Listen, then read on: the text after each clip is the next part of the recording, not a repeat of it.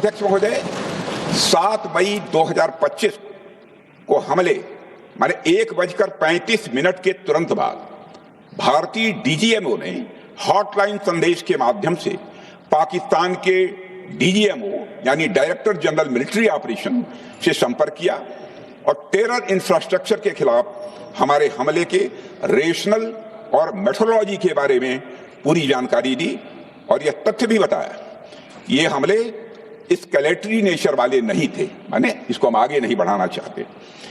जिन मुहि मारा तीन मुहि मारे अध्यक्ष। जिस प्रकार प्रभु हनुमान ने लंका में अपनी रणनीति बनाई थी उसी प्रकार हमने भी उन्हीं को निशाना बनाया जिन्होंने हमें नुकसान पहुंचाया था। हालांकि पाकिस्तान ने इस रेशनल को समझने से इनकार कर दिया और अगले कुछ दिनों तक सिविलियन और सैन्य ठिकानों पर गोलीबारी करके बड़े पैमाने पर सीज फायर वायलेशन करके स्थिति को एस्केलेट करने की उसने कोशिश की। अध्यक्ष महोदय, 7-8 मई 2025 की रात को क्लियरली आइडेंटिफाइड आतंकवाद संबंधी ठिकानों पर हमारे सफल ऑपरेशन के बाद, सफल हमले के बाद पाकिस्तान ने स्थिति को एस्केलेट कर दिया और अनमैन्ड एरियल सिस्टम और अन्य साधनों का उपयोग करके भारतीय वायुसेना के बेसेस, भारतीय वायुसेना के सेंसर और सेना के फॉर्मेशन हेडक्वार्टर से लेकर ब्रिगेडों तक पर भी उसने हमला कर दिया।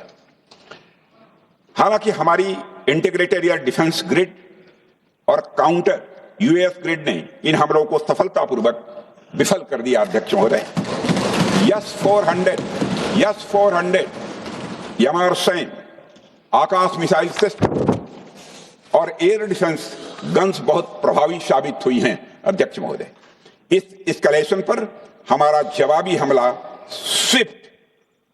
स्विफ्ट, प्रोपोर्शनेट और नवातुला था। अध्यक्ष महोदय, जिसमें 8 मई 2025 को केवल चुनिंदा पाकिस्तानी एयर डिफेंस सिस्टम और सेंसर नेटवर्क को प्रिसीजन गाइडेड मिशन द्वारा म्यूनिशंस द्वारा जो है टारगेट किया गया। अध्यक्ष महोदय, हमारी कार्रवाई पूरी तरह से सेल्फ डिफेंस में थी, न तो वह प्रोवोकेटिव थी और न तो एक्सपेंशनिस्ट थी। पाक द्वारा ये हमले 7 मई 25 से लगातार चले और 10 मई 2025 को रात लगभग 1:30 पर पाकिस्तान ने बड़े पैमाने पर भारत के ऊपर मिसाइल, ड्रोन, रॉकेट और अन्य लॉन्ग रेंज वेपन्स का इस्तेमाल किया। इसके साथ साथ उन्होंने इलेक्ट्रॉनिक वॉरफेयर से जुड़ी टेक्नोलॉजीज का भी सहारा लिया। अध्यक्ष महोदय, उनके निशाने पर हमारे भारतीय वायुसेना के अड्डे, थल सेना के एम्यूनिशन डिपोज, हवाई अड्डे और मिलिट्री कैंट थे। अध्यक्ष महोदय, यह कहते हुए मुझे गौरव की अनुभूति हो रही है कि हमारे air defence system, counter drone system और इलेक्ट्रॉनिक इक्विपमेंट्स ने पाकिस्तान के इस हमले को पूरी तरह से नाकाम कर दिया। पाकिस्तान हमारे किसी भी टारगेट को हिट नहीं कर पाया। अध्यक्ष महोदय, और हमारे किसी भी इंपॉर्टेंट एसेट को नुकसान नहीं हुआ है। हमारी सुरक्षा व्यवस्था अध्यक्ष महोदय चाक चौबंद थी और हर हमले को हम लोग रोका गया। मैं इसके लिए भारतीय सेना के बहादुर सैनिकों की जमकर सराहना करता हूं जिन्होंने दुश्मन के हर मंसूबे पर पानी फेर दिया और अपने प्रतिपक्ष के मित्रों से भी कहना चाहता हूं, एक बार फिर से भारत के सेना के जवानों का कम से कम मेज थपथपाकर उनका अभिनंदन करते हैं। बहुत बहुत धन्यवाद। बहुत बहुत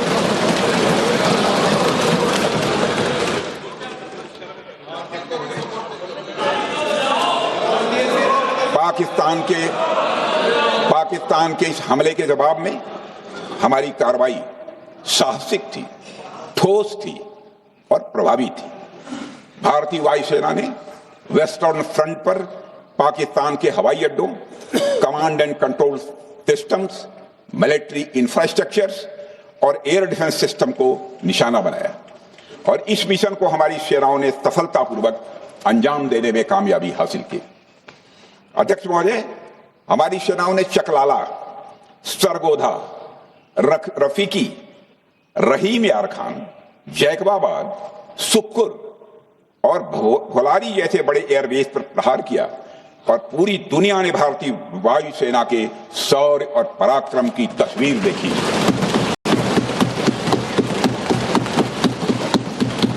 अध्यक्ष महोदय, ऑपरेशन सिंदूर ट्राई सर्विसेज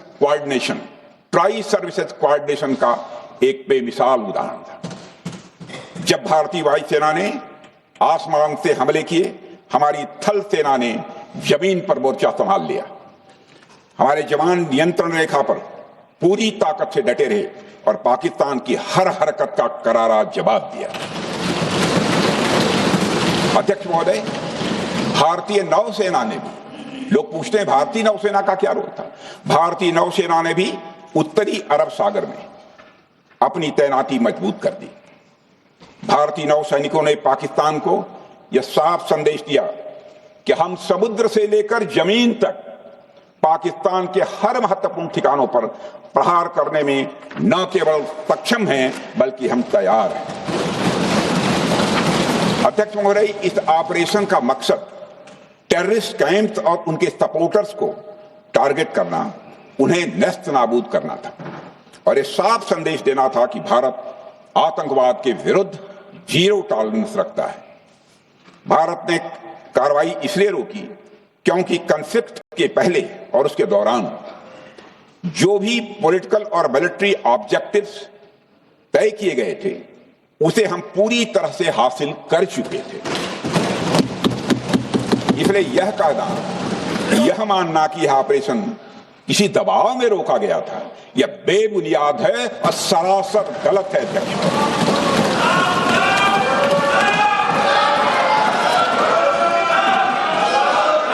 मैं सदन को फिर से आश्वस्त करना चाहता हूं, अपने राजनीतिक जीवन में अध्यक्ष महोदय, मैं आपके माध्यम से सदन को आश्वस्त करना चाहता हूं, अपने राजनीतिक जीवन में जानबूझकर कभी भी असत्य न बोलूं, इसकी भरपूर कोशिश की है मैंने, चाहे सदन हो अथवा सदन के बाहर। अध्यक्ष महोदय, मैं आपके माध्यम से सदन को यह भी अवगत कराना चाहता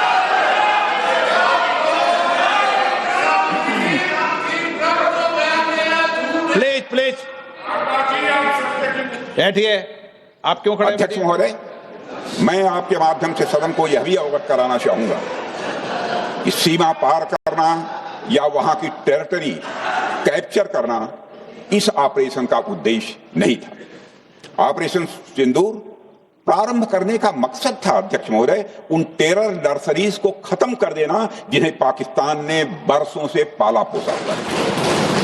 और यह ऑपरेशन उन मासूम परिवारों को न्याय दिलाने के लिए लॉन्च किया गया था जिन्होंने पाक स्पॉन्सर्ड टेररिस्ट अटैक्स में अपने प्रियजनों को खोया था। हमारी सेनाओं ने सिर्फ उनको टारगेट किया जो इन आतंकियों को सपोर्ट करते हुए भारत पर हमला करने की कोशिश में लगातार शामिल थे। अध्यक्ष महोदय, ऑपरेशन सिंदूर का ओवरऑल पॉलिटिको मिलिट्री ऑब्जेक्टिव यह था कि आतंकवाद के रूप में प्रॉक्सी वार लड़ रहे पाकिस्तान को सजा दी जाए और इसी वजह से आर्म फोर्सेस को पूरी आजादी दी गई थी कि वे अपने टारगेट खुद चुने और करारा जवाब दें। और इस ऑपरेशन का उद्देश्य कोई भी युद्ध छेड़ना नहीं था, बल्कि फोर्स के डिमॉन्स्ट्रेटिव यूज से एडवर्सरी को झुकने के लिए मजबूर करना था। 10 मई की सुबह जब भारतीय वायुसेना ने पाकिस्तान की मल्टीपल एयरफील्ड्स पर करारा प्रहार किया तो पाकिस्तान ने हार मान ली अध्यक्ष महोदय, और हॉस्टिलिटी रोकने की कोशिश की। अब रोक दीजिए महाराज। उन्होंने एक कोशिश की, हमारे डीएमओ से बात की, महाराज अब रोक दीजिए, बहुत हो गया। यह पेशकश इस कैबिनेट के साथ स्वीकार की गई थी। सुने, रुकिए तो रुकिए, बता दिए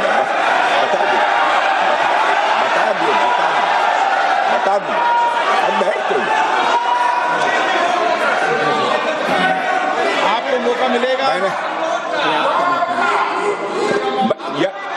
यह क्यों रुका, इसका पहले ही मैं पूरी तरह से वर्णन कर चुका हूं। अध्यक्ष महोदय, मैं नेता प्रतिपक्ष को बहुत सम्मान के साथ कहना चाहता हूं कि कृपया एक बार मेरा पूरा भाषण पूछ लें। आपको प्रश्न पूछने की पूरी आजादी है, आप पूछ सकते हैं, मैं उसका उत्तर दूंगा। अध्यक्ष महोदय, 10 मई की सुबह जब भारतीय वायुसेना ने पाकिस्तान की मल्टीपल एयरफील्ड्स पर करारा प्रहार किया तो पाकिस्तान ने हार मानी और हॉस्टिलिटी रोकने की उन्होंने पेशकश की।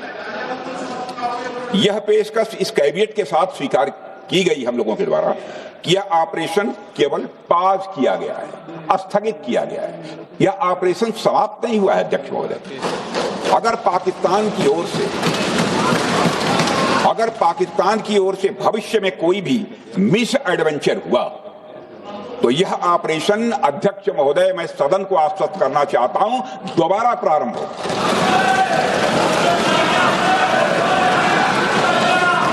अध्यक्ष महोदय, भारतीय वायुसेना के जबरदस्त हमलों, नियंत्रण रेखा पर थल सेना की मजबूत जवाबी कार्रवाई और नौसेना के हमलों के डर ने पाकिस्तान को झुकने के लिए मजबूर कर दिया।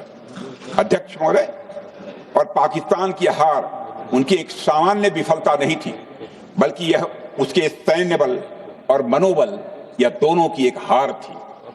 10 मई को पाकिस्तान के डीजीएमओ ने भारत के डीजीएमओ से संपर्क किया और सैन्य कार्रवाइयों को रोकने की अपील की। मैं सदन में यह बात फिर से दोहराना चाहूंगा कि पाकिस्तान के डीजीएमओ ने भारत के डीजीएमओ से संपर्क किया और सैन्य कार्रवाइयों को रोकने की अपील की। 12 मई को दोनों देशों के डीजीएमओ के बीच औपचारिक संवाद हुआ और दोनों पक्षों ने सैन्य कार्रवाइयों पर विराम लगाने का निर्णय लिया। अध्यक्ष महोदय, हमारे सैनिकों का जो मनोबल, मातृभूमि की रक्षा करने का जो उनका समर्पण है, ऑपरेशन सिंदूर के दौरान उसका दर्शन 140 करोड़ से अधिक भारतवासियों ने देखा। मुझे खुद भी और प्रधानमंत्री जी को सीमावर्ती क्षेत्रों में जाकर हमारे जवानों से मुलाकात का अवसर मिला है। अध्यक्ष महोदय, श्रीनगर के मिलिट्री बेस पर, भुज के एयरबेस पर, उधमपुर के कमांड सेंटर पर, हर जगह प्रत्यक्ष मैंने अपनी आंखों से देखा कि हमारे सैनिकों का मनोबल अपनी पूरी बुलंदी पर था। उनकी आंखों में विश्वास है और उनका संकल्प अडिग है। वे न केवल भारत की सीमाओं की रक्षा कर रहे हैं, बल्कि हमारे राष्ट्रीय स्वाभिमान की भी, अध्यक्ष महोदय, रक्षा कर रहे हैं। अध्यक्ष महोदय, किसी भी देश में जनता सत्ता पक्ष को और विपक्ष को अलग अलग दायित्व सौंपती है, दोनों को अलग अलग दायित्व, और हेल्दी डेमोक्रेसी में तो स्वाभाविक है। सत्ता पक्ष का काम होता है जनता के हितों को ध्यान में रखते हुए कार्य करना, और विपक्ष का काम होता है सरकार से जनता के मुद्दों से संबंधित जरूरी प्रश्न पूछना। ऑपरेशन सिंदूर क्यों शुरू किया गया, इसकी जानकारी पहले भी दी गई है और आज भी मैंने सदन को दी है। अध्यक्ष महोदय, कभी कभी हमारे प्रतिपक्ष के लोग ये पूछते रहे हैं कि हमारे कितने विमान गिरे। मुझे लगता है उनका यह प्रश्न हमारी राष्ट्रीय जनभावनाओं का सही से प्रतिनिधित्व नहीं कर रहा है। मुझे लगता है उन्होंने एक बार भी हमसे यह नहीं पूछा कि हमारी सेनाओं ने दुश्मन के कितने विमान मारे गिराए।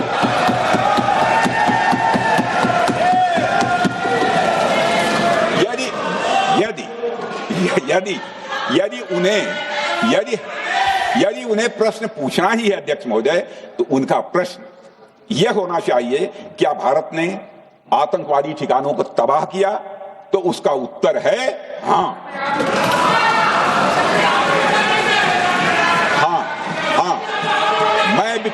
मैं विपक्ष के सम्मानित साथियों से कहना चाहता हूं कि आपको प्रश्न पूछना है तो यह प्रश्न पूछिए, क्या ऑपरेशन सिंदूर सफल रहा? तो उसका उत्तर है हाँ।